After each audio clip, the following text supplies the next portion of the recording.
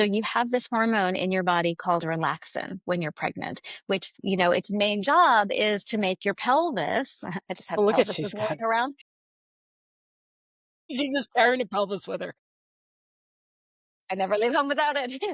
So it makes your pelvis more mobile so the baby can fit through and it can move in every direction. But it doesn't just go to the pelvis, it goes to all different parts of your body. And there are different receptors for relaxin. There are more receptors in certain places. So things like the knees, elbows, and the feet, but not like the Achilles tendon is an exception. But yes, what ends up happening is when you're carrying this weight of the baby, your body has to accommodate that. So you end up getting more lordosis, so more of a curve in your lower back. And that has an effect all the way up and down the kinetic chain. So your feet, first of all, the arches will drop down because of the weight of the baby and the relaxin, and they also will begin to pronate a little bit. That's very, very common. That's going to have an effect on the knees and on the hips and all the way up the kinetic chain. As well, when when the pelvis is tilting forward and you have more of a lordosis, a lumbar curve, the back muscles are going to get really tight and the abdominal muscles in the front are going to be more lax.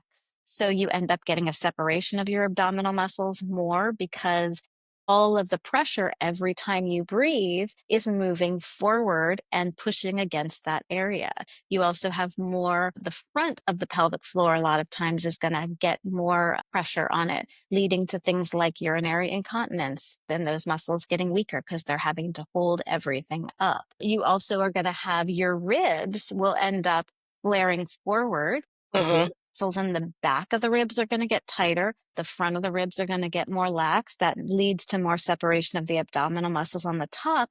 It also leads to not being able to breathe efficiently. Yes. So, your diaphragm and your pelvic floor should be stacked over each other. When they're like this, right? You're not going to be breathing well. So a lot of times after someone has a baby, you have to correct some of those things that happen. The other thing is a lot of times during labor, people end up getting their legs pulled way back. And if they have an epidural or pain medication, they can't feel when they've gone too far. And so Right. you end up getting the femurs end up getting externally rotated and pushed forward. And so that creates a really big issue in the alignment of the pelvis and the ribs and the knees and the feet. And, so one of the things that I specialize in right now is working with people who've had a baby, checking to see where their balance is, what kinds of things are happening in their bodies, which are very common for postpartum people, and then helping them correct those now so that you don't have to wait until you're 50 years old and then you need a hysterectomy because you're leaking urine every time you cough. Or, or you're not breathing well. So your parasympathetic nervous system can't turn on as well because you can't get full deep breaths.